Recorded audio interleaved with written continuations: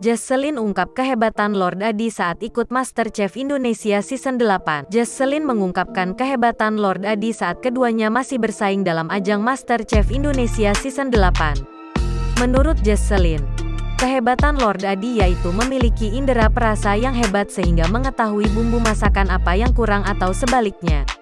Jesselyn mengatakan, ia mengetahui kehebatan Lord Adi ini ketika mendapatkan kesempatan satu tim saat masih sama-sama bersaing di MasterChef Indonesia Season 8. Sementara itu, Jesselyn membongkar strategi rahasia Lord Adi ketika keduanya menjadi kontestan di MasterChef Indonesia Season 8. Menurut Jesselyn, Lord Adi berhasil memanipulasi karakter yang ia bangun selama kompetisi berlangsung.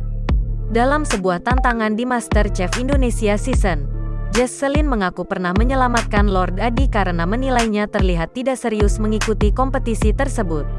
Saat Lord Adi terselamatkan, Jesselyn menilai bakal memiliki pesaing yang terbilang cukup gampang pada saat itu.